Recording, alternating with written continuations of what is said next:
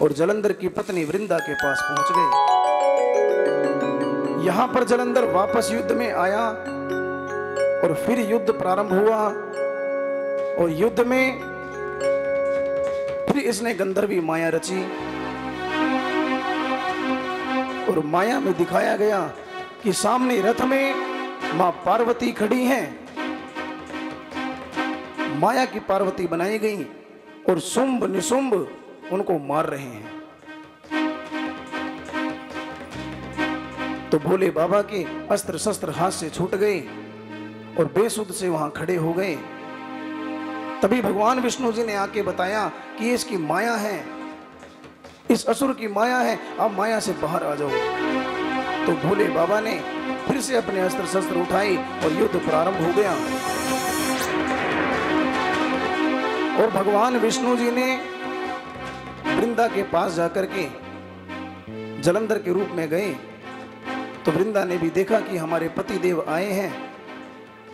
तो कहने लगी, स्वामी आप इतना जल्दी युद्ध करके आ गए, युद्ध समाप्त तो हो गया क्या? तो जलंधर ने कहा, हां युद्ध समाप्त हो गया और मैं युद्ध समाप्त करके आ गया हूं। कुछ देर साथ में बैठे और फिर एक दिन क्या हुआ, वृंदा ने स्वप्न देखा। वृंदा रात्रि में सो गई। इसने स्वप्न देखा कि जलंधर खर आरूढ़ नगन यानी कि गधे के ऊपर बैठा हुआ है, पूरे शरीर पर तेल लगाया हुआ है और दक्षिण दिशा की ओर जा रहा है। और इसने स्वप्न में देखा कि एक संत सामने से आए और उन्होंने कहा कि हे पुत्री, तुम दुखी क्यों हो?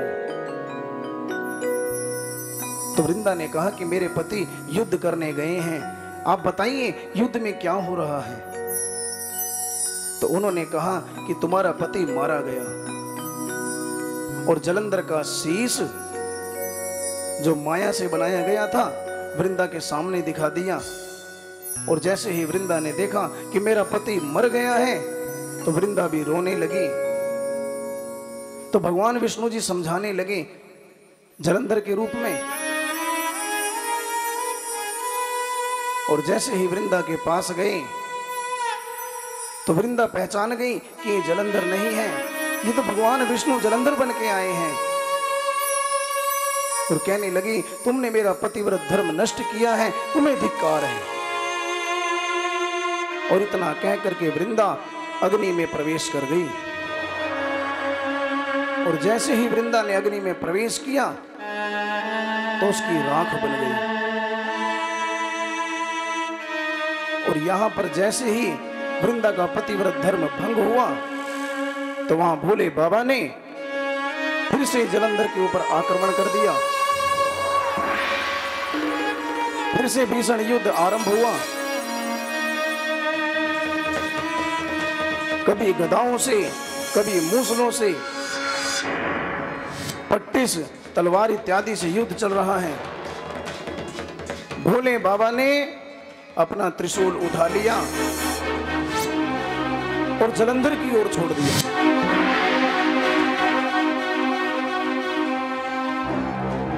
और एक सुदर्शन चक्र बनाया, वो सुदर्शन चक्र भी जलंधर की ओर छोड़ दिया। उस सुदर्शन चक्र से जलंधर का सिर धड़ से अलग हो गया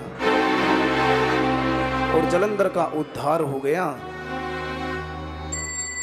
कहते हैं जैसे ही जलंधर का उद्धार हुआ ना तो जलंधर के शरीर का जो तेज है ना वो स्वयं भोले बाबा में आकर समाहित हो गया। क्योंकि ये जो जलंधर है ना भोले बाबा के अंश से ही उत्पन्न हुआ था और वापस भोले बाबा में ही आके समाहित हो गया। और जो वृंदा अग्नि में प्रवेश कर गई थी उनकी राख बनी हुई थी। कहते उस राख में भगवान विष्णु जी लेटने लगे तो सभी देवताओं ने सोचा कि अब क्या किया जाए।